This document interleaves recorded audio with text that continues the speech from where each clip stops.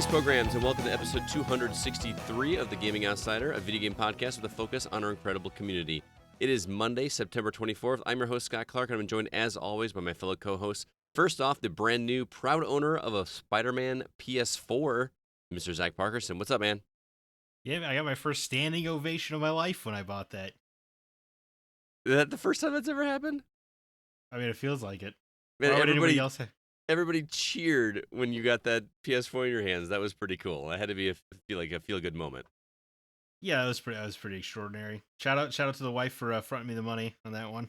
That was very cool. Very cool. For those who don't know what we're talking about, obviously we hosted R2V2 this past weekend, and Zack has been pining for one of these PS4s for a long time, and he finally got one. We got a picture of him with it in his mouth, because that's what we do here at the Gaming Outsider. And but of course, yes. It was a very sweet moment. People were clapping and they didn't know why. Yeah, it was really funny. I went back to the vendor who sold me the PS4, and he was like, I started clapping. I didn't know what it was for. I was like, oh, it's because I bought that PS4 from you. And he's like, oh, okay. That's awesome. Also joining us, a man who is recording from his brand spanking new, well, not new, but freshly cleaned studio space, Mr. Chris Berensmeyer. What's up, man? Yeah, man. I mean, it's finally starting to look like an actual studio space. So. Oh, yeah. You posted a picture today in the Facebook group and on Twitter and everything, and I was like, I've recorded in that booth before. It's never looked that clean before since I've known you. Well, I mean, I had to do a little rearranging, so unfortunately I don't think we'll be able to sit side by side anymore, but... Aw. That's too bad. That's too bad. So, I like guys, when you guys are all cozy. Yeah. Sometimes that the hand just has to grace the thigh there. Well, that's a given. But guys, I've been waiting all weekend to sit down and talk with you guys, on the show about what we put on this past weekend. Because holy cow, R2V2 was a fantastic success. Do you guys agree? Yes, without a doubt. Yeah, I was telling CB here before the show. I was like, by the end of the day, I actually said, "Oh, this is a really good day," and that doesn't happen very often. Yeah, it was. It was an exhausting day, and I apologize to everybody who normally gets this episode the day before, but we've been a little preoccupied and a little busy and a little tired, so we recorded a day later this week just to kind of get caught up. I didn't even do a format this weekend. We didn't put the question up until, this morning? Is that when I put it up? Or last night? I think it was last night. Yeah, so it's been kind of crazy, but what a day R2V2 was. It went so much better than I expected it to. We had over 450 people show up, and nothing but positive comments. People seemed to really enjoy it. The vendors were happy with us. Our guests were amazing, and we're really proud of what we put together. And it was just a great day. What was your guys' favorite moment of the entire thing? Feet. Oh my god! You're gonna have to explain what that means. No, we're just gonna leave that an inside joke. Overall, for me, it was most definitely just spending time with everybody from the community and doing a little bit of game hunting and just hanging out with everybody and spending time with everyone. That was pretty cool. I felt bad because I was so excited to see Zack, and I felt like I hardly saw him the entire day because I was just running around like crazy, just trying to do something all day long, and it was insane. So Zack, I apologize. I was not avoiding you, but yeah, no, it was a busy time. It was very busy. What about you? What was your favorite memory from the day? Oh man, I mean, honestly, this is gonna sound corny, but I don't live around you guys, so it was honestly seeing the Elite Eight, seeing the crew, giving hugs to everybody, getting hugs back. CB getting real friendly with me. It was a big highlight. You loved it. That's what I said. Big highlight. Hey man, you got to pay for that Miles Morales somehow. Yeah, that was nice. Yeah, CB gave me a very awesome gift of Ultimate Fallout number 4. It was cool. First appearance of Miles Morales and Maker. So thank you, CB. You're welcome. Nice. Yeah, and it was, I don't know, it was a really good day. Obviously, that PS4 Pro I bought is pretty sweet. But, oh, you know what? This is I met my niece for the first time. That was pretty sweet. That was pretty awesome. She's adorable. Aw, how old is she? She's 5 now. Oh, wow. Wow. Yeah. So I really missed out on those early years, but I don't know, she seemed really excited to meet me. That's really cool, man. She really wanted to play Pac-Man, so we disappointed her. I'm sure that could have happened. We could have had Pac-Man there. There had to have been a copy of Pac-Man somewhere on the show floor. She settled for Galaga. Oh, there Yes. you go. There you go. Yeah. I don't know, man. For me, just the energy of the place the entire day was just hopping, and it was just so awesome. It was great just being amongst people that loved what we do, and I feel like we've still only tapped into like a small part of the market that is gamers in the Rockford area, and it just gives me so much hope for what we can do next year. But if I had to pin it down to one moment, and I think CB, you were there for this. I can't remember if you were, Zach, but Sissy Jones, one of our guests, gave me a print that she signed for me, and she wrote a note on it that I teared up, man. I'm not gonna lie. I almost broke down. It was the sweetest thing. It was just incredible. It's gonna definitely be framed and put in my basement for a long, long time. She just is. All three of them were just like the sweetest people. So nice to us, so encouraging, and it was just a really good time with all three of them. And I already can't wait for next year. How about you guys? Oh, I can't wait. Especially just spending time with all three of our guests. I will admit, a couple of them got tears out of me as well. Finding out that Melissa was actually down from near my original neck of the woods, down near Missouri, was pretty amazing. Sissy drawing all over the map for my Firewatch physical copy was pretty awesome. I've actually just ordered a frame for it. Yeah, because was it the album or was it the actual game itself? No, the physical copy of the game actually came with the map that you use in the game. Uh-huh. And Sissy went through and drew like all the memorable moments from the game on the map. Yeah, that was awesome. Oh wow, that's really cool. Yeah, she spent a lot of time working on it, and it's definitely one of my more treasured game pieces now. That's fantastic, man. Oh, just such a good time. I mean, Yeah. and I was doing so many different things throughout the day. I think at one point for 3 hours I was working the desk and checking people in. I was working parking. I was making sure the vendors had water and drinks and just whatever I could do to keep busy. But it was so much fun. I was exhausted by the end of the day, but I just genuinely loved doing this, and I can't wait to do more things for this community because it was a blast. So thank you to everybody that came out to the Rock River Valley Video Game Convention. It was great to meet. Man, we saw so many people that we've known for a long time that came. We saw, let's see, Brian Regals was there. Isai Munoz was there. Joel Solinsky. He actually helped out, manned a booth for a little while, actually for a long while. Kevin Honigford, man, that guy deserves the biggest shout out. I think he stood in the rain for like 5 hours directing traffic, and I was like, "Man, you want a relief?" I was like, "No, I'm good. This is fine." Man, Kevin's awesome. He saved my butt because I was not enjoying standing out in the rain like he was. So, yeah. Who else do we? Aaron Hughes made an appearance. Aaron Hughes and his wife Des, they actually manned the desk for quite a while. Jeff Bredesen, personal friend of mine, manned the booth. Let's see who else. Patrick Klein from the EXP cast and Stoy from the EXP cast.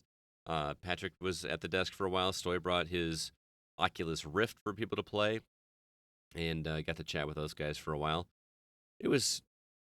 I'm missing so many people. I don't even know where to begin with who else we ran. Oh, Aaron and Brandon Hood, who came all the way up from St. Louis to come to R2V2. They're friends of Grant Henry, who does the music for this show. They're big into the video game music scene.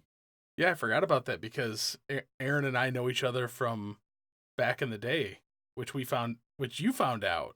Yeah, I think it was nearby when you guys like made that discovery that you actually had some kind of connection from high school, right?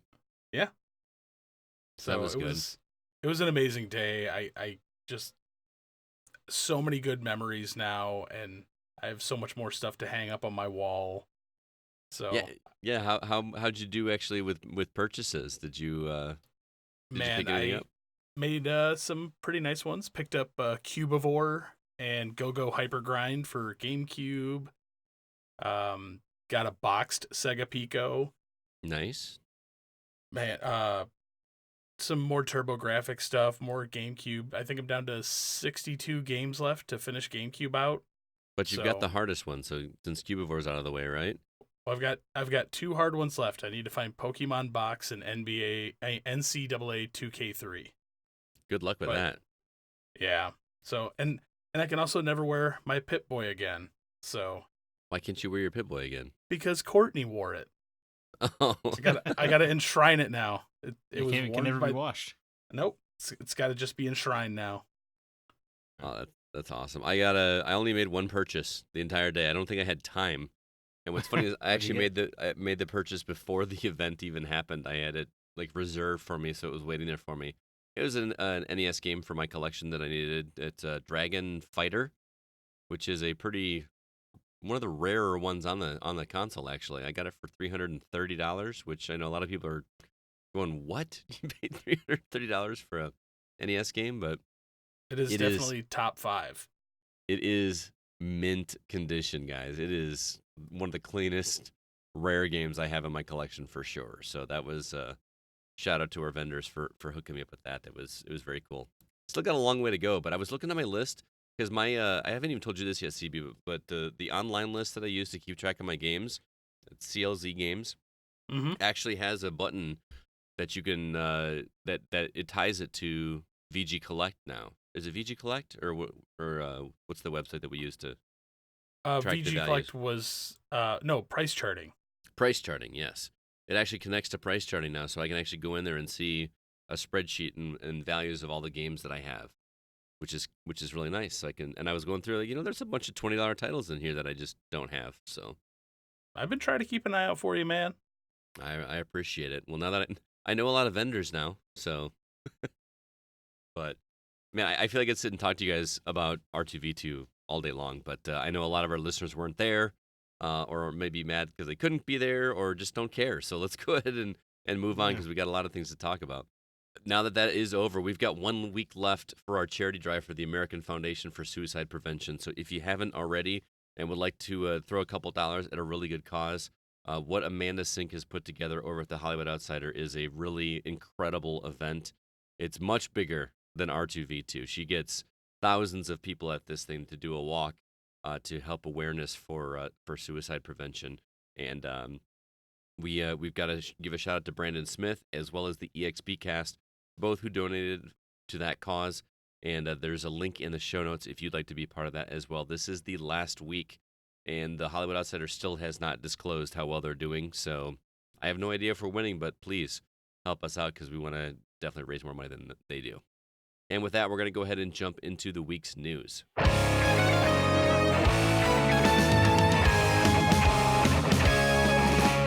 So Sony's State of Play was actually today, and we're really going to cover this in the Xbox stream today, but we're going to kind of bust through because there's a lot of things to do.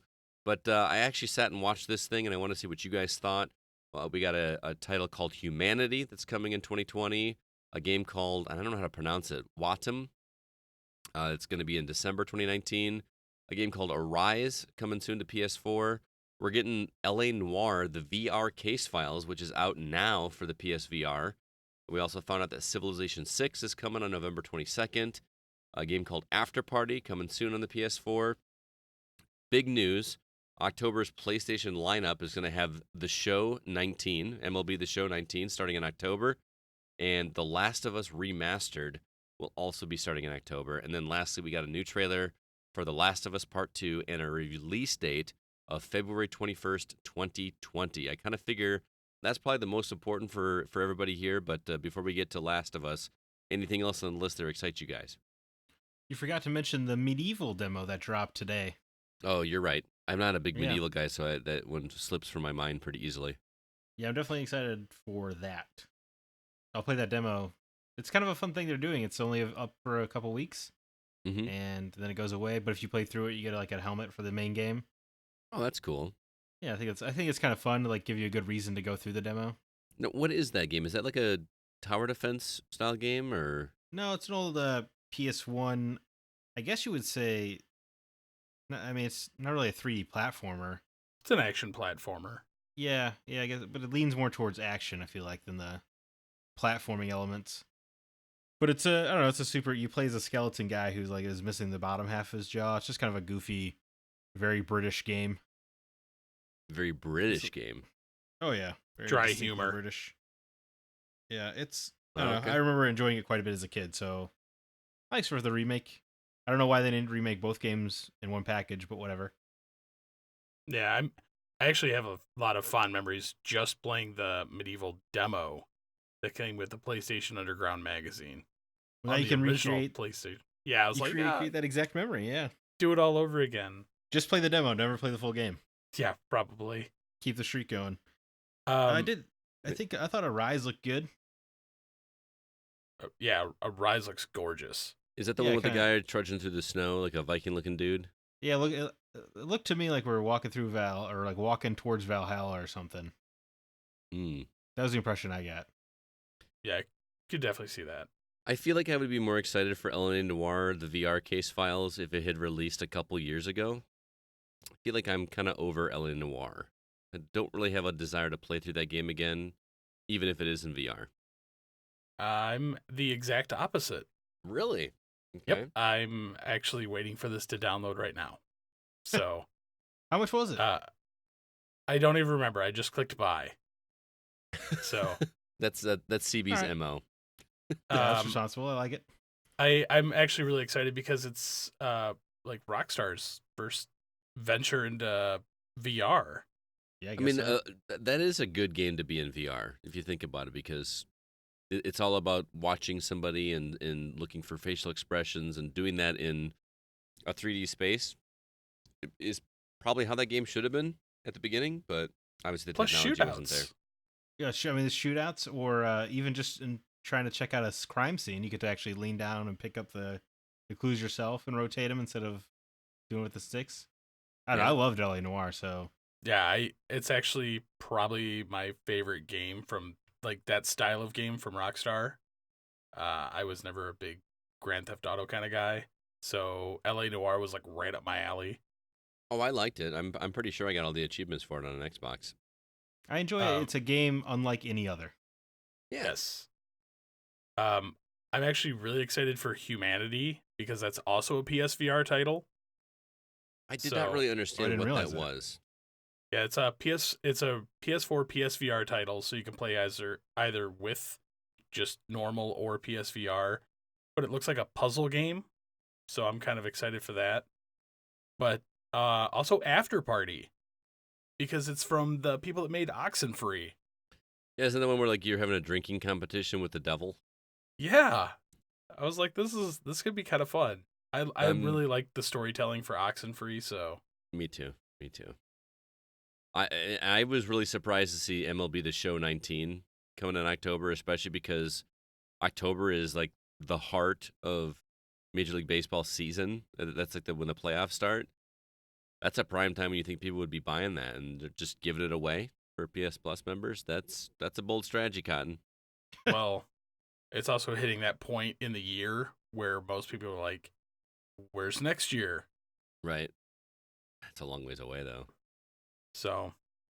And Last of Us Remastered, which I already own, so it won't be an issue for me, but I feel like we had that already. Am I misremembering that? I thought Last of Us Remastered was on PlayStation Plus at one point. I believe it was. Yeah, I think it was. It's not worth complaining about, though. It's no. I'm not complaining. Games of the prior generation. It is, and after watching the trailer for Last of Us Part 2, I'm really feeling like I need to play through that game again before 2 drops in February, because I played it at launch and haven't touched it since, and that was years ago. So it is time for a refresher, I think. I'm actually kind of excited after the trailer, because it's delved a little more into what's going on in the story. Mm-hmm. So, I mean, we've basically kind of pieced together who dies in the beginning, and then there's also the fact that it looks like Joel and Ellie have been separated for a while. Right. So, I mean, and it was fun because that was like a big reveal, and I know someone might laugh at me for getting excited about that closing shot, but we all knew it was going to happen. But finally seeing Joel was really freaking cool. Well, he's in the first trailer. Was he? Oh, yeah, when they did the little CG teaser or whatever. But wasn't that like we weren't sure if it was actually him or if it was like a vision of him? Right. I mean, there were a lot of theories that she was hallucinating him. And maybe she Right. still is. Maybe when she goes down the path of vengeance, she hallucinates Joel as a companion or whatever. Would you like that? No, No. Yeah, I'm not on But- board for that either. that's a bridge too far. The Last of Us is so grounded in its aesthetic and stuff that I feel like a 20-hour hallucination might stretch my believability. I'm with you. I hope it's actually him because it's just that's what made the first game so great was their camaraderie and Well, I think it would just be his history. great if they, if they just never explicitly go to the whether or not Ellie knows that Joel did the things he did. Right. And thank you for dancing around it. Yeah, well, the spoiler gate has long been lifted on this, but I'll try. I'm actually guessing that's why they've been separated for some time, is because she does find out some of the things. But I We're mean, gonna when you We're see going to have an Joel, off-air discussion on this. yeah, but when you see Joel, that image of him, he looks grizzled as hell. Yeah, he does. I mean, he was old in the first game. Yeah, but there's some more scarring. Yeah, So- now he's ancient. Man, I just want to stop and go play that again right now. And Yeah, I think they should have put it in January. I feel like right before when the game comes out, have everyone play through on PS Plus again. I would say December. December would be the ideal time. I think January because then you get all the post Christmas people that too as well. that are Yeah. getting a PS Plus membership for Christmas. Yeah, that's what I would do. Sony, give me a call. I'll figure it out for you. I'm beyond stoked for that game. And there was a one shot. I mean, the game looks gorgeous all around, but there's one shot where she's riding a horse through like a busted city, like skyscrapers and everything. That just looks stunning. I absolutely can't wait to play that game. And that is going to be a busy couple of months there, guys, between that coming out in February, towards the end of February, and then Final Fantasy VII coming out on the 3rd of March. Well, you'll be Right, excited we're- to know that Neil Druckmann said The Last of Us Part 2 is about double the length of any of their longest game. So, Yeah, by the way, it is 2 discs long. I did She- not catch that. Yeah, Yeah. 2 discs. So that is going to be a massive, massive game. So, I just Uh, don't. So Zach's gonna hate it. Yeah, I don't need Naughty Dog game to be 40 hours. 40. But you know what? Hey, I'll Are tell you you, kidding me? At 2 discs, that's probably gonna be closer to 80. There's no way are they doing it. It's all the cutscenes. There's got to be what that is. I hope so. An 80-hour Naughty Dog game sounds like a miserable time. I'm not gonna lie. Yeah, they kind of are about the perfect length. I mean, From- Uncharted 4 dragged. A little bit, but you also have a hatred for that game a little bit. I don't have a hatred for it. It just wasn't good. Now, The Last of Us, I'll tell you what. I remember they said it was going to be like 16, 20 hours, and I was like, ugh. And then I started playing it, and I was like, can we maybe extend this about 5-10 hours? Right. So, Well, are there any dual disc PS4 games? I can't think of one. If there is one, I no. Final Fantasy So- VII remake. No, because yeah. yeah, but at the same time though, I can't think of a single game that's dual disc. So this game has to be either this is going to be one of those, hey, look, 5-hour cutscenes and 20 minutes of gameplay, then a 5-hour cutscene, because that's the only thing that makes sense for a disc size that large. Yeah, I think you're going to be watching this game as what you're playing it. So that was kind of the case with The Last of Us. Or what if like the first disc is the game, and then you get to watch like the finale as a movie on the second disc, a la Metal Gear Solid 4. But instead of That it was being one just disc. like I know, Yeah. but I'm saying like but when you beat that game, it was like what a 45-minute finale, and then The credits. final cutscene, I timed it. The final cutscene, it was 71 minutes long. That's feature length. Yeah. But that's the thing, is Metal Gear Solid 4, that game was huge, had a 71-minute cutscene at the end, and that was still one disc. Yeah. Yeah, but it doesn't look like The Last of Us Part 2. Well, No. that was also PS3 era, but still, Yeah. the potential for the size of that game is nuts. Yeah. Well, let's go ahead and move on. That wasn't the only stream we had today. We also had the Inside Xbox live stream. We saw a game called Atlas. Guess what? Another pirate game coming out on October 18th. Children of Morta, which comes out also on October 15th. We got some news about Project xCloud. You can play games on your phone, including Halo 5, Gears 5, Sea of Thieves, Killer Instinct, but it's only going to be available on Android devices. We'll talk more about that in a second. We also got some games coming to Game Pass for PC, Bad North, Dirt Rally 2.0, City Skylines, Saints Row 4, Bloodstained Roots of the Night, plus more coming. We got trailers for Genesis Noir, Demon's Tilt, and Code Vein, and then lastly we got an extended look at The Outer Worlds, which is going to release on October 25th, 2019. What stood out for you guys on this one? First off, I'm going to say right now, Atlas is going to kill Sea of Thieves. Isn't Sea of Thieves kind of... I mean, I know there's a community for it, but... Isn't Sea of Thieves dead? No, I mean, there's still a community there, but this game looks stunning. Well, it also looks like you don't have to be quite as cooperative, and you know, like you have to even like sail the ship. It takes several guys to coordinate to make that happen. Yeah, I mean, I did like that aspect of Sea of Thieves where you could do things like that. So I'm like super excited for that. Children of Morta, I'm kind of like, Dude, I am all over that. Scott's excited about that one. Man, that just looks like Moonlighter 2.0, and I am so stoked. I'm on the fence about it. So, I already signed up for Project xCloud, just because then I can play straight to my phone from my. Didn't you pre-order Google Stadia and get rid of it right away too? Well, here's the thing I didn't like about Stadia. That's all streaming. Project xCloud, I can use it as my phone as a tablet from my actual console. Yeah, all right, fair enough. So, I just like that because then if the kids are watching TV, I can sit there and just, okay, play this. So, but Android only? Android only. So glad I have an Android. Suck it, iPhone. Don't be that guy. Don't be that guy, CB. Oh my god, I saw in the video, I saw the attachments of the things you can connect to an Xbox controller and just play that right there. I can do that while my wife is watching Dancing, and she doesn't watch Dancing with the Stars, but I can, man, give that to me now. Please. Hey, wait. Yeah, baby. Isn't your wife in the proper camp? She's an Android user.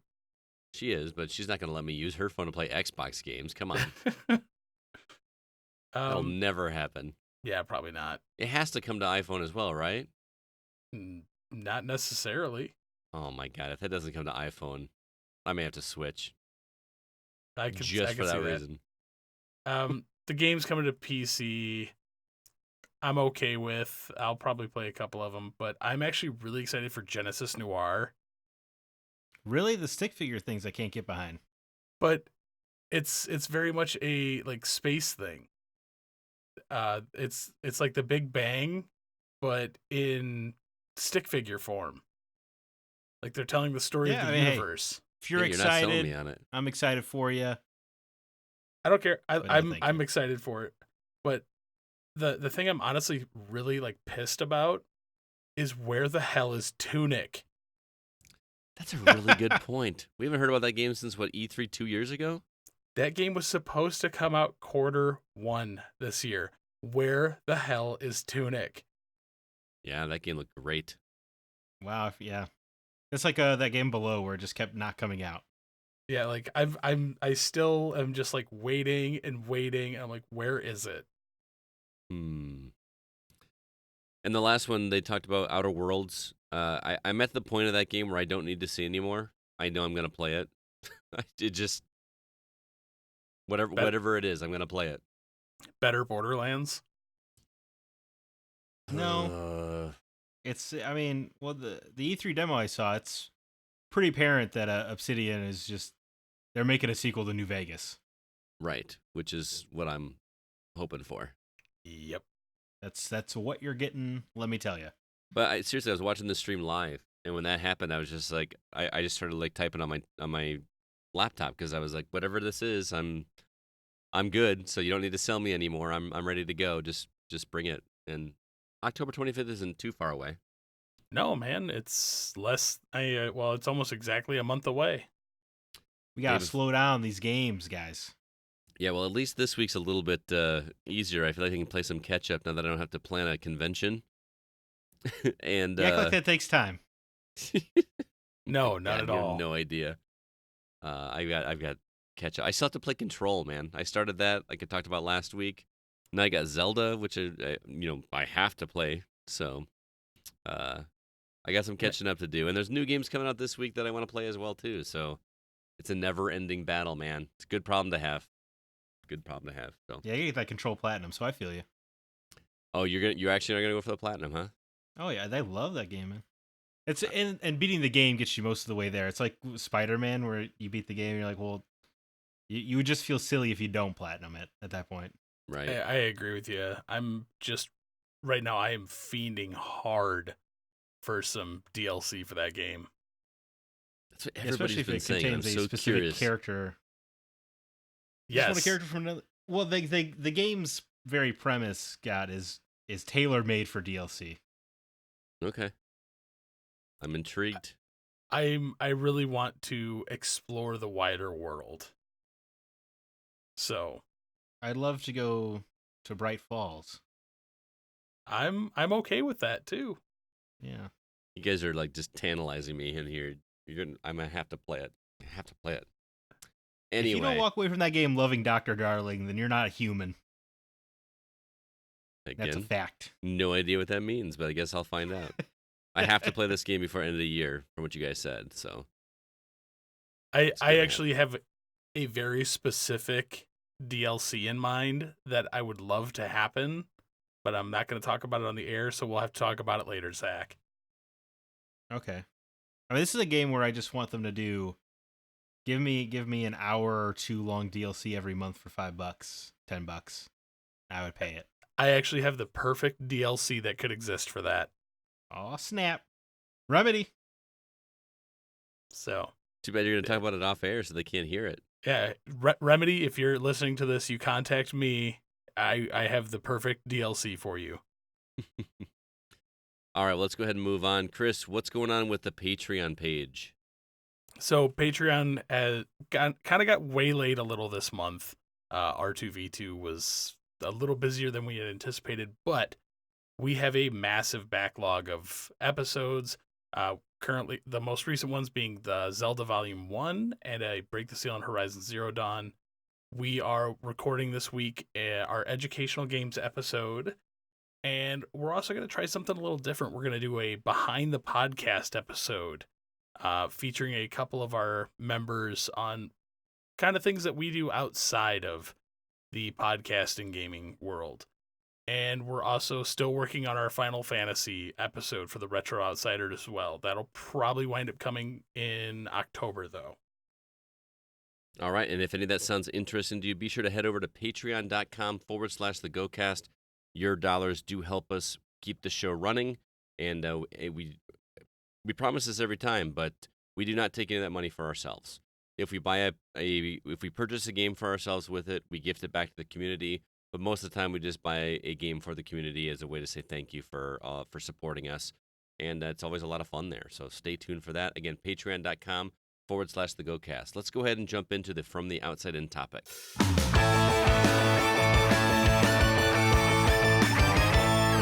We just finished hosting R2V2 this past weekend, where we were able to introduce the Rockford area to Sissy Jones, Courtney Taylor, and Melissa Hutchison. And that got us thinking about who from the video game industry we'd love to meet in person and which we'd like to meet the most. So what do you guys think? Who's on your list? So I've already been told ahead of time that we're supposed to only have one, but I have 4 simple ones. There can only be one Highlander. You defy Scott Clark like that?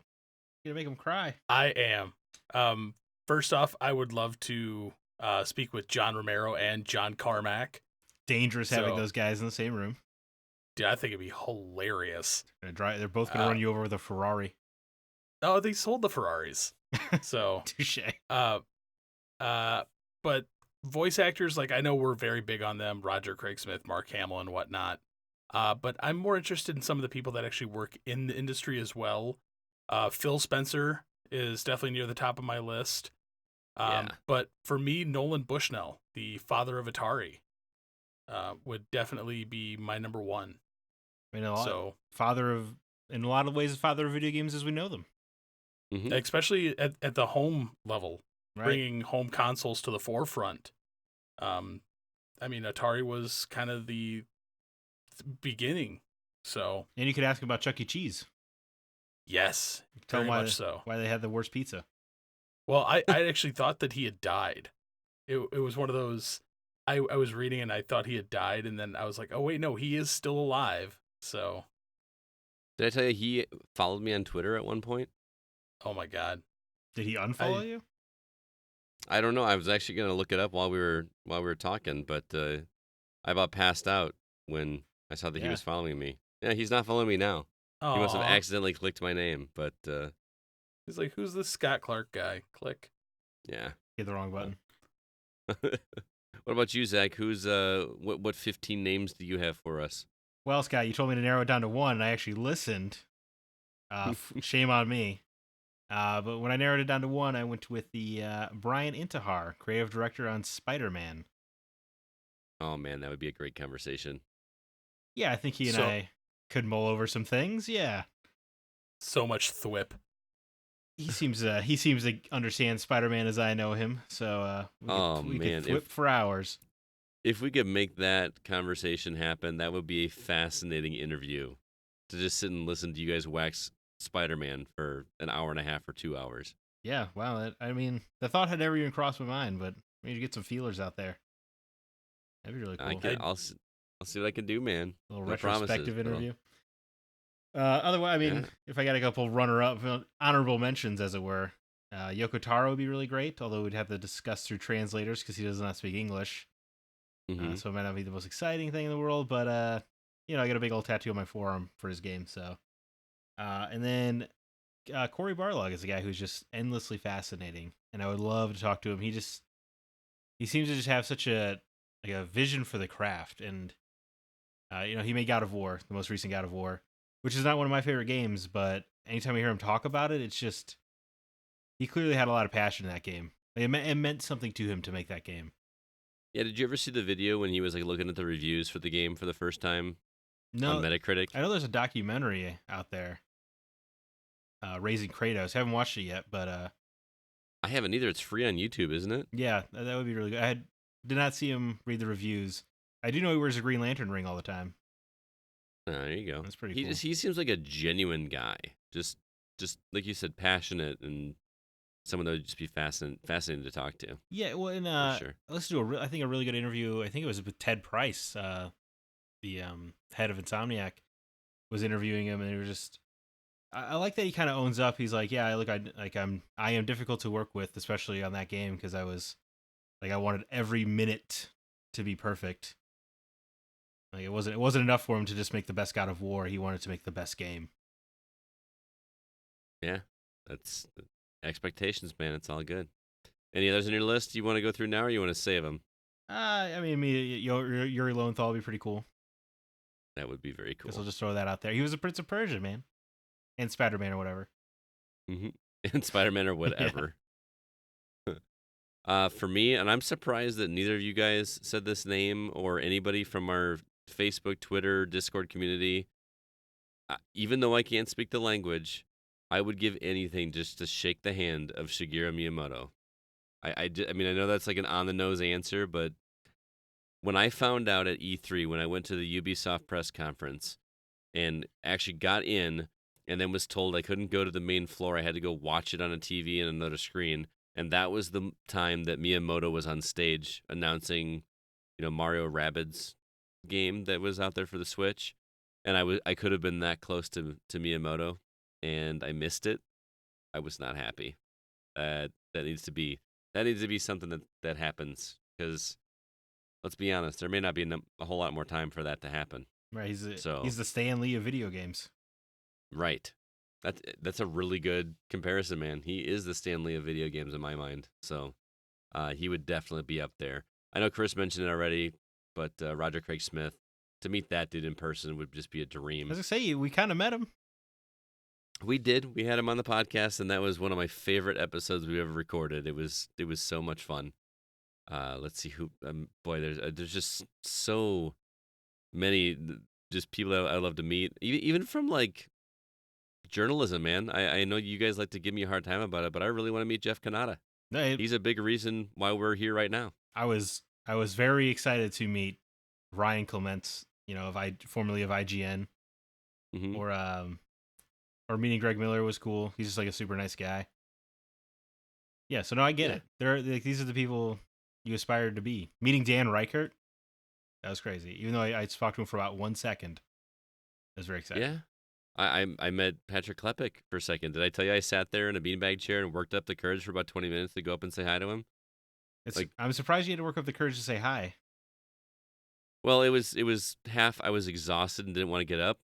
Sure. And because it was, it is an exhausting day at E3, but I actually walked past him because I was like, he's just gonna think I'm an idiot, and I was like, I'm gonna regret myself and I'll at least just go say hi. So yep, that's my whole thing at E3, because I'm usually like, what am I gonna say to these people? And then I'm like, well, I'm always gonna kick myself if I don't at least say hey.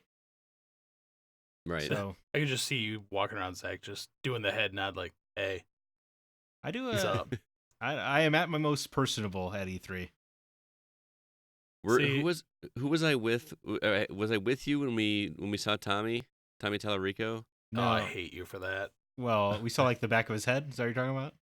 No, I was in the room with him. I sat there and watched him like giving a pitch to some investors. Oh no, but I couldn't say that. anything to him. Yeah. So I just remember you called me like right after that happened. Yeah, because I was talking to Phil for the longest time, and that dude's prolific too, man. He brought Tetris to the United States, and that was surreal. And I'm trying to act interested in what he's saying, and I'm like, Tommy Tallarico's right there. He's kind of a big deal. But yeah. But yeah, Miyamoto is definitely at the top of my list. Just to be able to say that I met Miyamoto, because he is responsible for so many games that meant the world to me as a kid. No, The Legend of Zelda. Yeah, alone. That makes I get that. It was like I met Stan Lee, even though it was 15 seconds or whatever, 30 seconds. Now that he is dead, like I don't have that regret of never having met him. So I get what you're saying. Mm-hmm. And I understand the Miyamoto angle of it, but for me it was I started on Atari, so that's why I went with Nolan Bushnell. Mm-hmm. So similar mindsets, you two. Yeah. Yes. Well, that's who we had on our list. We also asked our community who they'd like to meet, and this is what they said. We'll start with Facebook. Our own Christy Flores says Ashley Birch for her role as Chloe in Life is Strange. Her role as an edgy bad girl combined with her rough past drew me in right away. Life is Strange is a series that had me break out of comfort zone with gaming, and I'll admit I had a huge crush on Chloe, especially as the game progressed. Then, Ashley's role as Aloy from what I've played in Horizon Zero Dawn was so well done. That was the first game I started playing on the PS4. It would be so cool to actually get to meet her in person. Then, of course, I don't think this will be a shock to anyone, but if I had the chance to meet Patricia Somerset, it will probably take advantage to keep me from obsessively fangirling over the voice of Zelda. So, I feel your pain there. The first and only Zelda. Yeah, because we don't really have her voice in any other games before Breath of the Wild, right? Exactly. Smash Brothers. Isn't she just going, That's true. Yep, but still the voice. And like I'm going to go Someone ahead had to do it. I'm going to go ahead and not count that. I will. No one probably goes, I was the grunt for Zelda. You never know, there might be somebody. Additional voices. I would be if it were me. I was going to say, Link's grunts are pretty iconic. Like when he takes that big fall, he's like, it's pretty good. Actually, right. Zelda had a voice in the CDI games. We're not. That CB, shut up. Count. Get off the show. What's wrong with you? And the animated series. Well, excuse me, princess. Yeah. By the way, I saw that was on sale on like iTunes or Amazon or something, whatever, like digitally for like $5, and I was like, yeah, no. Oh, come on. It's worth it for $5. Well, I have it. I have it on disc. Oh. But I guess that way I could actually watch it. You know what I'm saying? Yeah. It's not hard to pop a disc in, Scott. You just got to be not lazy. Well, it is if it's still wrapped in its original his is packaging. sealed. Oh, I thought you were taking a shot of physical media. No, not at all. It's not been opened. I opened my PS4 Pro. I hope you don't mind. Well, I assumed you would. Was it sealed? It was sealed. Mm-hmm. Brand new. It was sealed. Oh. Yeah. It's okay. You're so lucky I didn't take that new Link amiibo that you have and just tear it open in front of you. Yeah. One of these days, you guys are going to do something like that to mess with me, and I'm going to be ready for it. Just saying. So don't even bother. And then we're going to be like, oh, no, those actually were yours. No. Ooh. No. The show would be canceled. CB, you take the next one. Chip Halt. I have to concur with Christy. Meeting Ashley Birch would be fantastic since I can never leave anything at just one. I'd also say Hideo Kojima. Hopefully I didn't butcher the spelling too badly. It would be amazing and probably trippy to hear his thoughts on conceiving games. I completely agree. Yeah, he'd be dipping into that man's mind would just be scary, but amazing. That'd be pretty. Yeah, and Chip, you did totally mess up the spelling of his name, by the way. Oh, it looks right on the format. Okay. Yeah, it's because I fixed it. Oh, okay. Hideo. Yeah. Yeah. No, seeing the two Ashley Birch mentions makes you think meeting Laura Bailey would be really cool.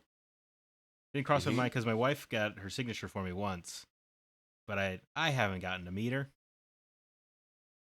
Yeah. And now she's kind of an MJ.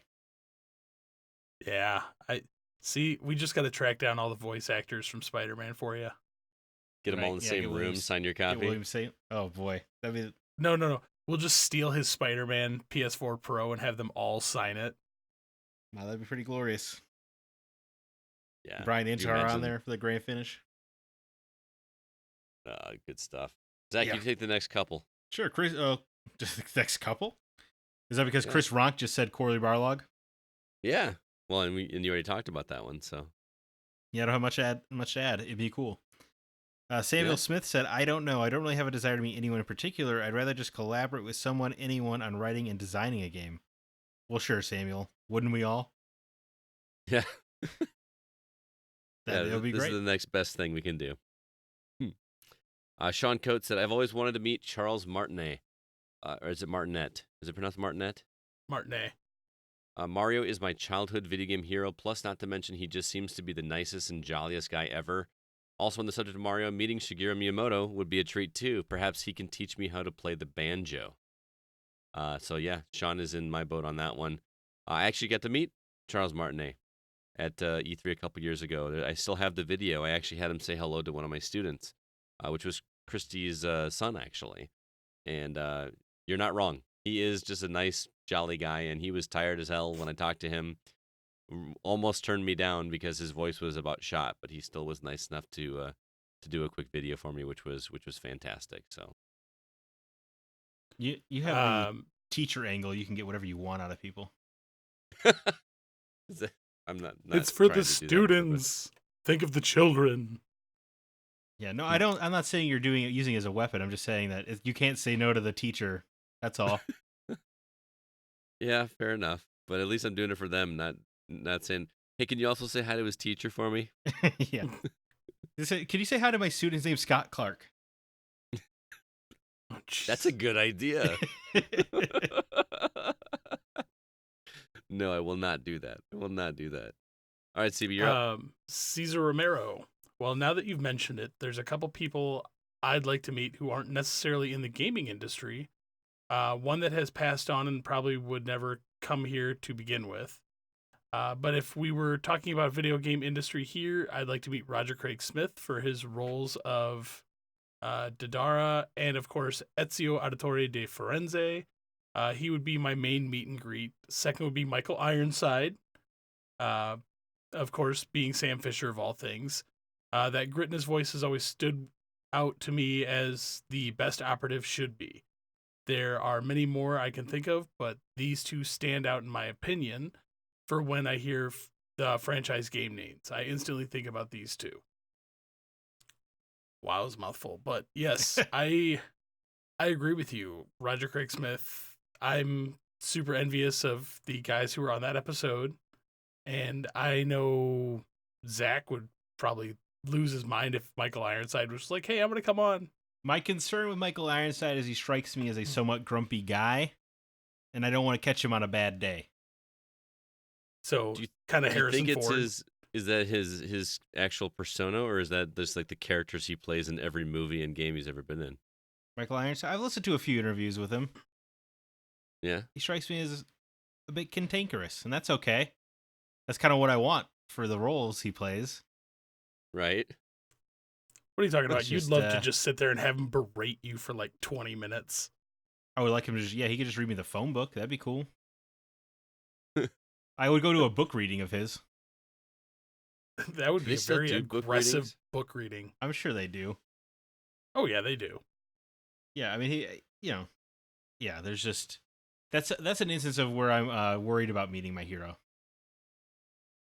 Where it might ruin it for you? Yeah, that's kind of my concern. I will always say the first time I met one of my big heroes was R.A. Salvatore. First time I met him, that dude was amazing. Yeah. So. All right, Zach, you are up, sir. Sure. We're on Twitter now. Mhm. Joshua Stripmatter at Joshua Goji said, "That's hard to say. I think literally anyone I could meet from the industry could have an interesting story to tell." He's not wrong. Yeah. On Discord, we got Com Cody, who says, "I would like to meet the director of Dead Space and see how he would have done things differently for the company, and I would have loved to see his design ideas for future games." That's a good call. I would like to ask him when Dead Space 4 is happening as well, and why are you breaking my heart and not making that happen?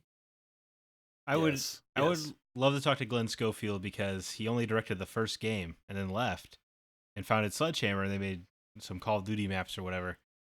I would love to know what his thoughts are on what happened afterwards. Mm-hmm. I think we all would. Because I think, like, is he proud that Dead Space 2 is almost universally hailed as the best one? Or is he upset he didn't stick around? That's a good question, man. That Another would one be I'll have to hunt down for you. Glenn Schofield? I would. Yeah. Sure. Sure, why not? If we Be get Glenn amazing. Schofield on the show, that sounds great. All right, let's do it. He's too busy CB? leading Activision Studios, but all right. Yeah, right. So also from Discord, we have Tori, Sam Lake, because I love Alan Wake, Troy Baker, because I love his voice work, and same for Nolan North. So Yeah. Did you guys know that Troy Baker is a musician? Like, he has albums you can listen to on Spotify? No. Like, nope, didn't know. yeah. Like, he's really good. Real good. Go check him out. I've I heard know him sing you in hate Bioshock. music. Yeah, yeah. Hey, Tori, I've met Sam Lake twice.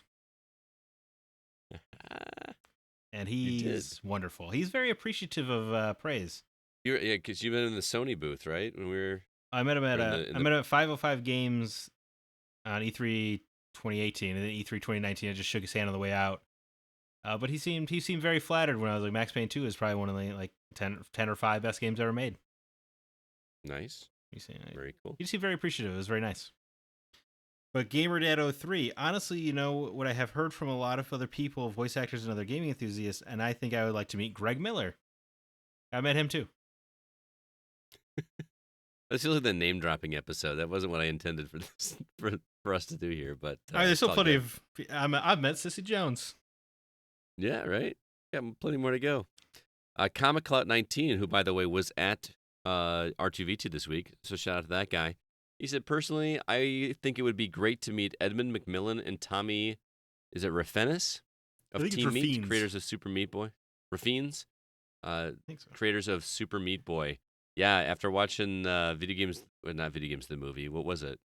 Indie Game the movie. Indie Game the movie. Just that story was fascinating, and they just seem like really cool, creative guys. I'd like to meet them as well. Did they have a bit of a Did they have a falling out as well? Weren't they like making a game about cats or Yeah. something? Like being a Eugenics. cat lady? And I haven't seen that in a while. But No, did I they got miss it, canceled. or- Yeah. So I was Wah, kind of wah. excited to see what they're going to do next, but what are you going to do? So my boy across the pond, Thomas Bex, Ron Gilbert, and Tim Schafer, the creators of the Monkey Island series, which I know Scott is also a huge fan of. Yes, I To am. listen to all the anecdotes about working for LucasArts in the 80s and 90s, and Jane Jensen to talk about her ideas for Gabriel Knight 4. I'm actually kind of surprised that I didn't include George Lucas for LucasArts. Oh, for that's a mine. good idea. So George Lucas? yeah, I mean he worked in the video game industry. No, I would. Yeah, I hope he's I hope he's as mad about the Force Unleashed not being canon as I am. He approved. Canon? Yeah, the No, Star Wars: The Force Unleashed. Yeah. Oh, Force Unleashed. I was thinking Force Awakens. No, like, Force Unleashed. He approved all the script of Force Unleashed. He was very involved with that game. Right. Star Killer for days. Yeah, the Birth of Rebellion, man. They undid it. Unbelievable. Yeah. That's another game I need to go back and replay. Yes, or the whole cartoon show now. Yeah, George Lucas. That's a good one. I would love to. That strikes me as a man with regret. I don't know. I think he's got about 4 billion reasons why he's not regretting it. He had billions before though. I think he. I don't know. There was like. Do you ever watch the 60 Minutes interview? Huh.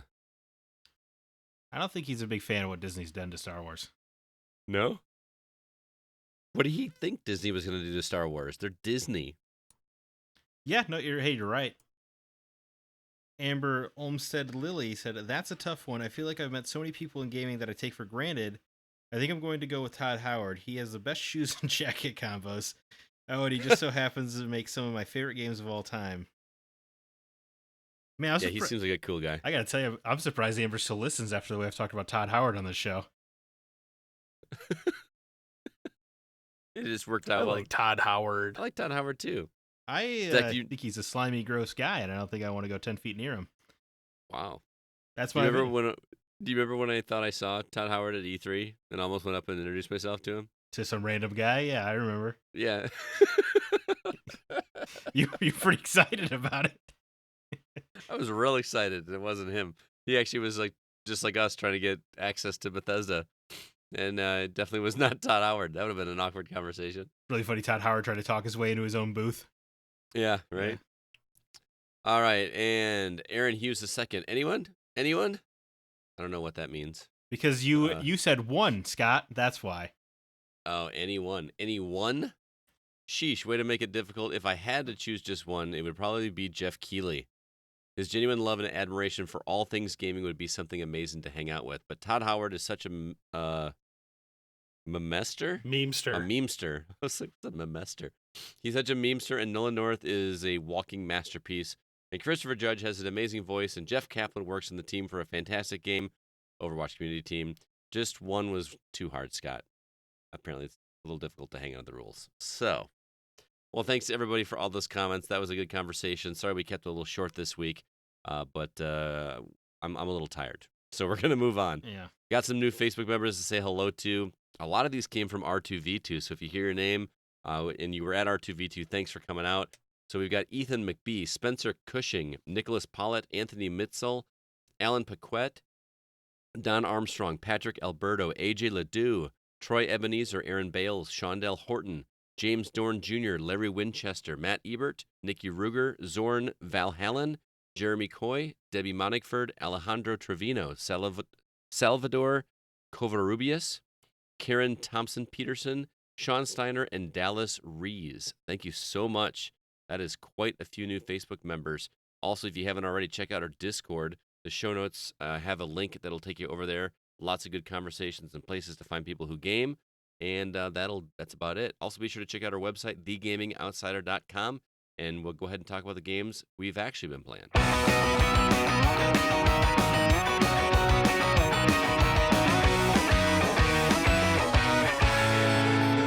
All right, Zach, lay it on us. What's coming up this week for Reprieve Week or Catch-Up Week for me?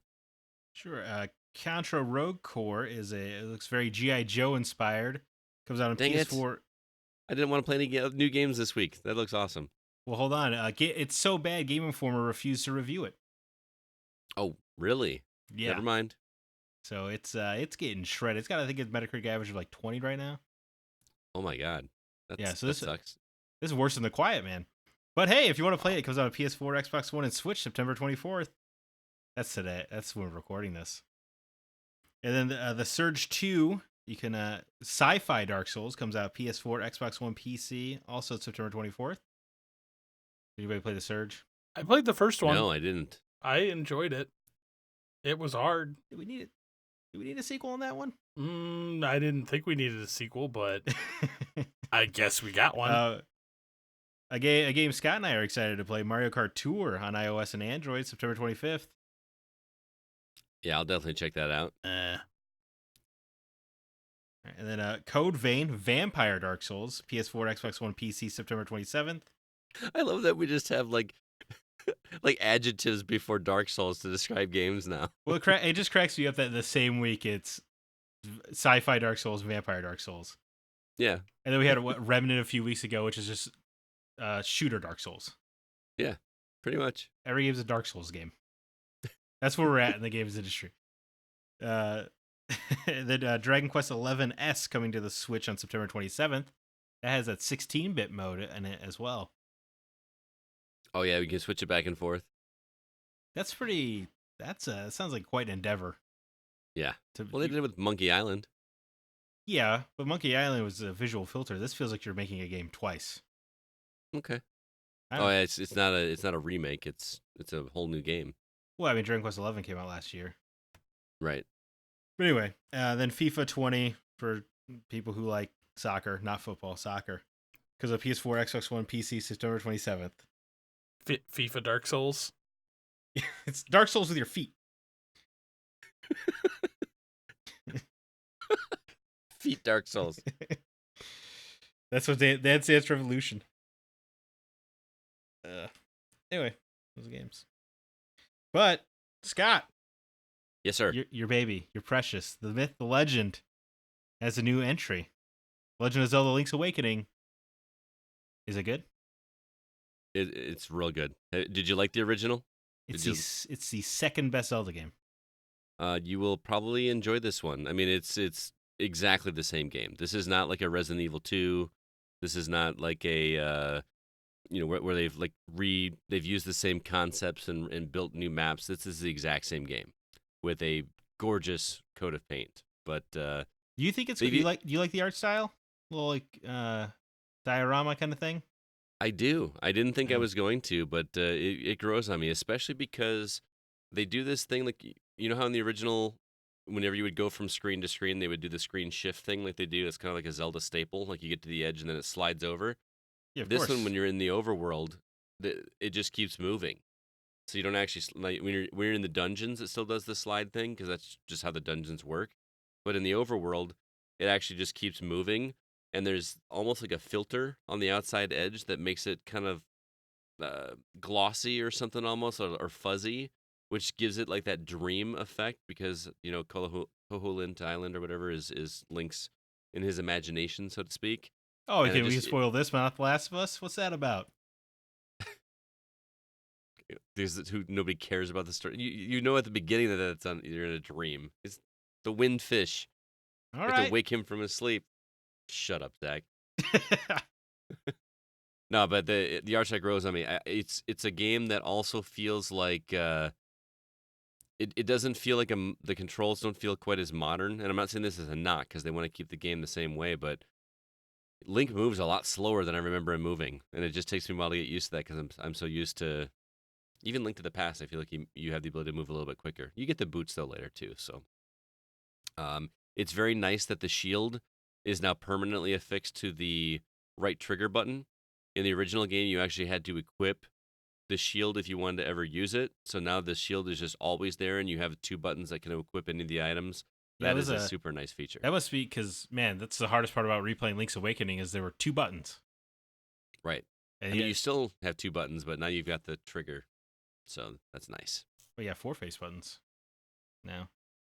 Well, yeah, but you use the A button for your sword. Your sword is always equipped, and then, yeah. So you didn't have that in the original. You're right. I'm saying Link's Awakening, even the sword took up a slot. So that's true. So technically, you're right. There is four buttons, but the sword and the shield are always available to you at all times, and then you can have 2 items available in the extra slots, which is very cool.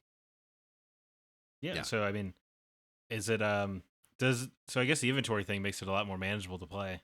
Mm-hmm. That's gotta be refreshing. So is it? Is it a good excuse to go back through? Absolutely, it is a fantastic remake, and I know that we get a lot of remakes, but this is one of my favorites. This is up there, probably after Ocarina. I think this one is the next one. So this is a very welcome remake because the other one, unless you have a Game Boy Color, I don't even know if that game worked on Game Boy Color. But they did. They did the DX remaster. That's right. They added a color dungeon, which was great for a colorblind kid. Let me tell you. Yeah, especially since it's probably green, right? Greens and reds are your issue. Yeah. Mm-hmm. I didn't get terribly far. I only had Sunday morning to play for a couple hours. I got through one dungeon. I'm on my way to the second. So, but it feels right at home, man. Even the dialogue is exactly the same. They haven't changed the dialogue at all. The music is the same music, but it's just redone, and it is gorgeous. It is done so well and remixed in just a glorious way. So, won't say too much more about it because I'm not that far into it, but I hope to have it finished this weekend, just because I can't stop playing it. I just need to find the time. How many chain chomps have you run into? Let's see. The one in the main story, or not the story, but the main town, which just got kidnapped. That's what the. That's oh no! Yeah, is that a spoiler too? And that little baby one that you got to bring a bow to. No, you don't. You don't get to be on your high horse about spoilers, Scott. No. Well, I haven't played it yet, so. See, look at that. You ruined it for really CD. A big story point, I don't think. Just ruining things for me, man. Yeah, whatever. I actually got the Dreamers edition, the special one that came with an art book. So that's real nice. And how'd you play it? How'd you play it if you didn't open it? I opened it. Oh, did that hurt? Yeah, it did a little bit, but I I couldn't have felt not good. play it. But I've got the Steelbook version coming in the mail. I did get a hold of one of those, so I feel that would have been the one to open. No, that one's staying sealed. Are you kidding? That one is super rare. Real hard to come by that one. It's super rare in the U.S. Common everywhere else. Is it common over there? Yeah, it was only $10 more than the regular game. Okay, well, it's coming from China. So.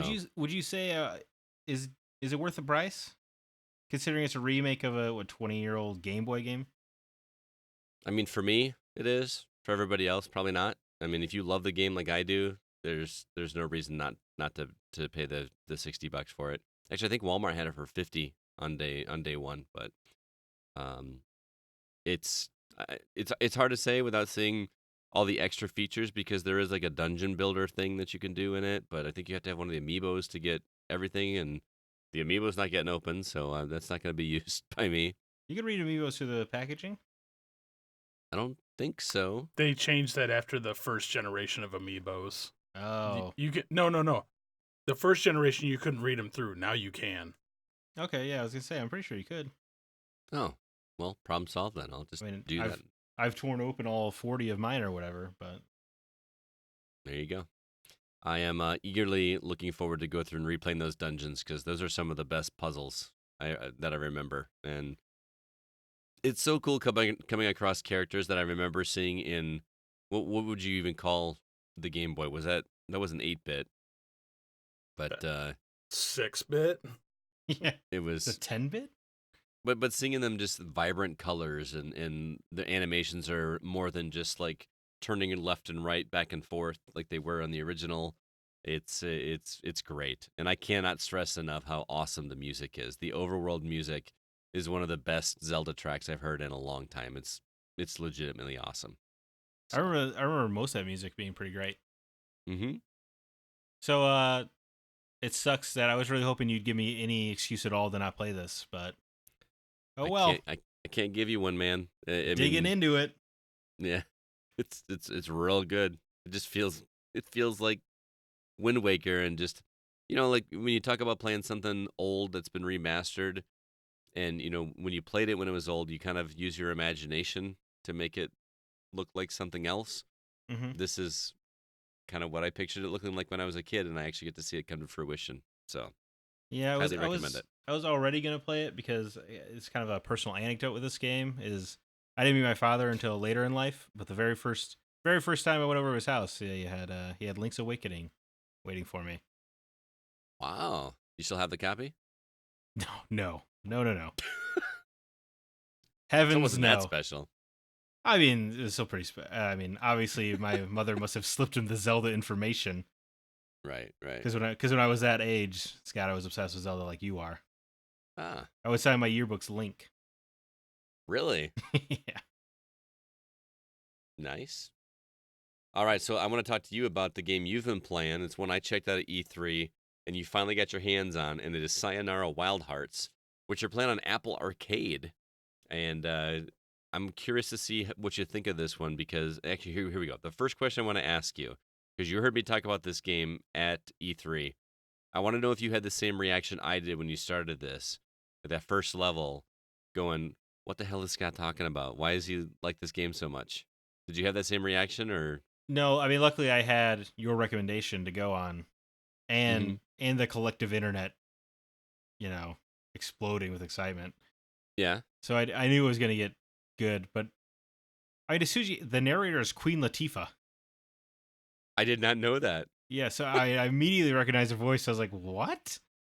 And then played more of that, and I mean, I don't like this game is almost like it's a fever dream is the best way I can describe it. Yeah. I mean, a musical fever dream, but I Eh, mean, I played through it all in one sitting. I actually liked it quite a bit. Which is saying something because you're not a big fan of music in general, much less music-based games. So what was it about Sayonara Wild Hearts that just made you love it so much? I think it was just the imagination. Like magical girl transformations and biker gangs, and it goes from first person to side side view to top down. Like it just there's a surprise around every corner. It made you want to play the next level right away. Well, and I feel like we haven't really explained what this game is. Why don't you Oh, tell the audience what you do in this game? right. I guess it's a rhythm game first and foremost. But man, how do you describe this game? It's almost it's a rhythm game, but a lot of what's happening is just kind of like stylized things. Man, Well, the game starts out almost like Temple Run, yeah, where you're.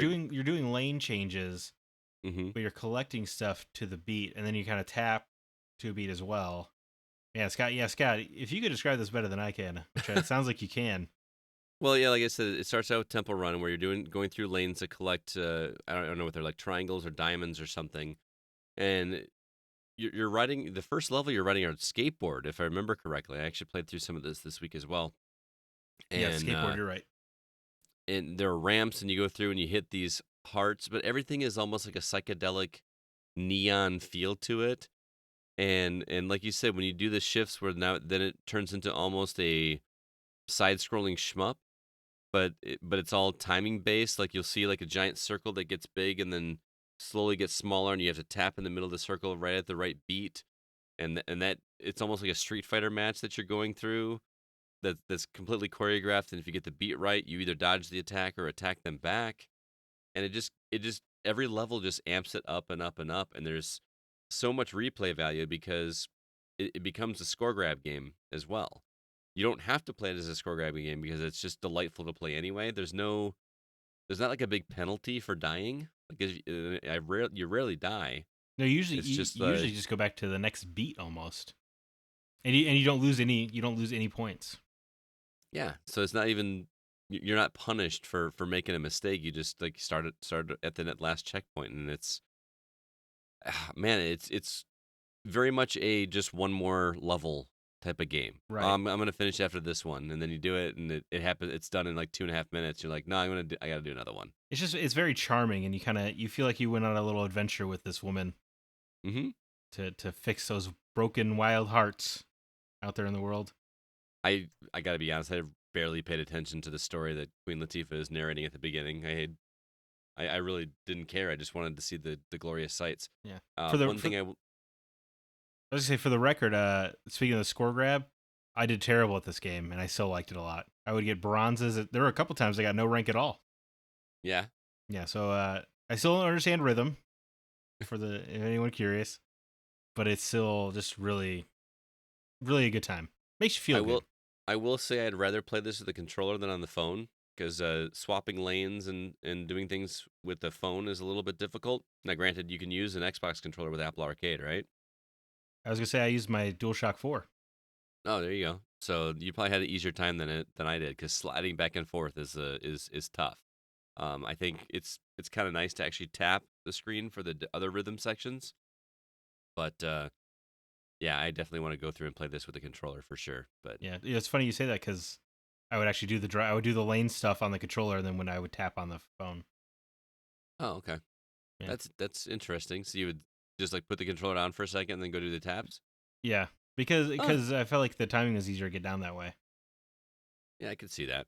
I could see. I see. I played it on Switch when I played it at E3. So and it was delightful. I will say, if you do play this game, make sure you're playing with headphones, even if you're not a music fan like Zach the weirdo isn't. All right. Uh, it's what would you call it? Trance style music. If you ever played Rez, it reminded me of Rez a lot. There you go. Yeah, It's Rez, but instead of electronica, it's pop music. that's a really good way to say it. Yep. And but crank it up, and the music is part of the experience for that game for sure. So Sayonara Wild Hearts, you recommend it? Yeah, absolutely. And a special mention if you're a Persona fan, that means you probably like the soundtrack, and this game reminds me of that a lot. Uh, So just that to should try to be get any JRPG fans interested, and the Apple Arcade so far, hell of a deal. Yeah, I've only played a couple. I'm going to talk about another one here in just a minute. But with as many games as are on there, it's great. I mean, I would pay $5 for Sayonara Wild Hearts alone. Honestly, Yes, I would have paid $5 for Sayonara Wild Hearts. Yeah. yeah. So So yeah, definitely highly check that one recommended. out. hmm CB, you were playing this game called Untitled Goose Story, and that's not an exaggeration. I have no idea what Untitled Goose Story is. So what is it? You play a game as a goose who's a jerk. Okay. Yeah. Well, you could have just stopped at Goose, CB. Yes, pretty much. So this is a third-person view game. So not even third person, more of a top, almost a three-quarter view. And you play as a goose who's going around making mischief. So it's Goat Simulator. No, not so much because you actually have like a list of tasks. Like each area is like kind of a level, and you have a list of tasks that you have to perform. In the very first area, you are annoying a gardener. So you have to like turn on a hose system and get him wet, and like steal his rake and throw it in a lake. So is this like platformer or 3D or what is it? It's not really a platformer. It's more just a solid plane, and there's just a bunch of stuff to do in the area. So in that respects, I guess it is kind of like Goat Simulator, but just very simple hand drawn graphics. Mm-hmm. It's actually pretty amusing. There's no voices in the game. Um, the people don't like the goose, so and then you're just kind of a jerk. One of my favorite things I've done so far is you steal a kid's airplane and you take it into a store, and the kid has to like go into the store and buy his own airplane back. Yeah, That's awesome. Okay. So I mean, this game is literally like you're just a jerk, and you're going around just doing mean things as a goose. Is that fun? It's actually pretty entertaining because you have to figure out how to accomplish some of these tasks. There's one where you have to knock like a hat down off of a ledge, and when the guy picks it up, he looks at it and like puts the hat on. Or you have to like scare a kid into who dropping his glasses, and you steal his glasses and give him like sunglasses in return. So it's just a bunch of little puzzles. And as the puzzles progress through that area, there's one like big, large puzzle that you have to accomplish, which unlocks the next area. Okay. So it's very simple graphics. It's actually pretty amusing and fun to play. I believe it's only on Switch. So Oh, okay. but yeah, I'm enjoying it. So How much is it? I think it was like $14.99. Ooh, okay. I would So like to clear up. It is called Untitled Goose Game, by the way. Untitled Goose Game. Yeah, What did I say? You said Goose Story. But Oh. but he's right. It is only on Switch right now. Yeah, so it is mildly entertaining. I'm enjoying it. I think anything over $10 is a little much for this, but so far there's been quite a lot to do, and the puzzles are fairly complicated in some spots. So Sounds like one I'll wait for a sale on. I would probably recommend waiting for a sale. But that being said, it is still fun. So all right, that is Untitled Goose Game. Thank you for that catch there, Zach. I didn't realize I wrote down the wrong title. You're forgiven. All right, I appreciate it. All right, Elton John, tell me about Pinball Wizard. Elton John? You mean the Who? The Who? Oh, well, yeah, I guess. Deaf, dumb, and blind kid. The guy that doesn't like music knows that. I'm having one of them nights, so. That's not even like the same genre of music. I was thinking of. Oh, he looks embarrassed, Kyle. No. I was actually thinking of the scene from Glee, where the one guy actually dresses up like Elton John and sings Pinball Wizard. Oh, okay. You look so proud of yourself for your setup for this story. It was great. Yep. Setup and fail. So, well, anyways, tell me about Pinball Wizard, since you are Pinball Wizard, pinball guy. Yeah, it's another Apple Arcade game that I saw pinball in the title and I had to try it. It's a very simplistic pinball game, but it acts like a roguelike. So you have to clear a pinball table, and to do that you defeat 3 or 4 enemies on the screen. It opens up a door. You have a certain amount of time to get into the door, but you have to watch your timing, because if you hit these enemies when they're a certain color, it actually damages your character. The ball is actually your character, and if you get through the door in the time, it actually replenishes your health.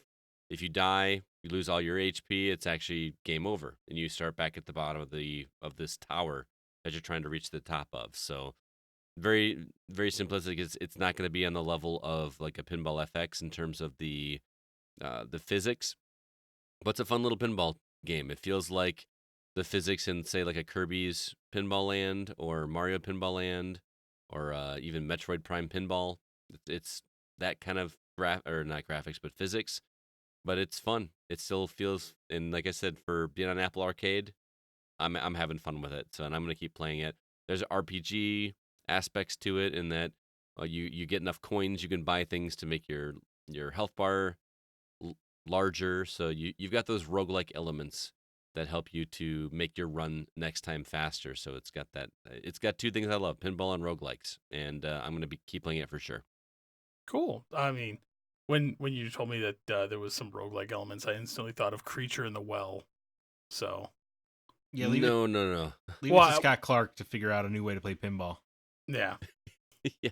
Well, one of the titles we talked about on Xbox was a pinball game, this psychedelic pinball game. It's like all of a sudden these like pinball is the new hotness again, and I'm loving it. So. But by the way, I'm also going to retract my previous statement. Elton John also did sing Pinball Wizard from the movie Tommy. The show Tommy? It was also a movie. So, look at that look on his face. He's all like, he's smug. I was like, I knew it. So I looked it up and I was like, yes, I was right. So that whole like Glee story you gave us was bullshit. What you're saying? No, because they also did it on the Elton John tribute episode for Elton John on Glee. Okay, we're gonna have to go back and see if that's really the case now. I didn't realize CB was such a Glee fan. Oh, I love Glee. Watched every episode, man. I really liked that first season. Really? Yeah, I liked it a lot. In fact, it fell off pretty hard in the final season. Without Corey Monteith, that show fell apart. Yeah. But didn't he commit suicide? Yes. Know that? Yeah. So it was very sad, but that show was pretty good. The first 13 episodes of Glee are some of the best TV storytelling I've ever seen. Wow. It just makes you feel good. Darn it. It does. It's very relatable. Yes. I like that. There's like teenage pregnancy. Everyone's going through something. I will say watching that show back to back to back, because I watched the first season when it aired, and I stopped for some reason, and I started rewatching them recently, and watching those episodes, just binging that show, it starts to be like, really, okay, it just becomes this person's with this person's with that person, and roles were switched, but the music's still great, so I like the music in the show. Wow, that turned into I love their Jesse's girl scene in the first season. I like the Britney Spears song. We're about to do a Sweet Caroline, man. We're about to do a Patreon bonus episode on Glee. I don't think anybody wants to hear us do a Patreon episode on Glee. Probably not. But if you do, let us know. I would totally do that, man. Yeah. Talk about our favorite Glee episodes. If we get one tweet about it, we'll do it. Challenge accepted. That's more work for CB that I don't think he wants to do, unless people really want it. But I don't think if they want it, we will make it. I'll arrange it. I'll make it happen. All right. Well, that's gonna do it for this episode of the Gaming Outsider. Zach, any parting words or recommendations for the listeners? Absolute Carnage remains an incredible comic book. So Go you don't figure. Prepare for this any episode, do you? Huh? You just like come. No, I've been doing comic book recommendations. That's been my thing. Oh, okay. Haven't you noticed? There's been a theme to it, Scott. Oh, okay. So hey, thanks for everyone that came out to R2V2. It was really great seeing people. It was very flattering having people to be excited to meet me. It was cool. I got to tell one quick story. It's not even about me. One of my former students who's on our Discord, his name is Aiden. I don't know if you remember seeing this kid. The blue shirted kid at the VR station? Yes. Yeah. He came up to me and he's like, "Is Shadewick here?" I can't wait to meet Shadewick. He was so excited to meet Chad. It was hilarious. And Chad was like, "Wait, me? What?" It was awesome because it was a pretty cool moment. So, CB, what about you? Also, thanks to everybody that came out for R2. I know it brought a bright spot to my day to know that more people wanted to take selfies with me than Scott Clark. So it's a true story. I think I had like 2. You had about 20. Yeah. So other than that, I really don't have much other than the fact that I'm replaying Firewatch again. So isn't it crazy? Now that that sealed copy of Firewatch was opened, I'm like, yeah, I'll play it again. It works just as well the second time too, and it's kind of crazy playing a game, hearing a voice that you've actually talked to in person before. It's crazy. It's a very unique experience. So, as for me, I've also got the Packers Fan Podcast. If you are a football fan or a Packers fan, you'll want to check that out. I actually just recorded tonight an interview with Kenny Clark, who is the nose tackle for the Packers. I won't be airing until our next episode next week, like Monday or Tuesday, but I had a really good time chatting with him, so stay tuned for that. And thanks so much for listening to The Gaming Outsider. Please be sure to email us if you have any questions or concerns. Our address is feedback@thegamingoutsider.com. Until next week, I'm Scott Clark with Zach Parkerson and Chris Behrensmeyer, and we are The Gaming Outsider. And remember, there's no such thing as a bad game, just games that aren't for you.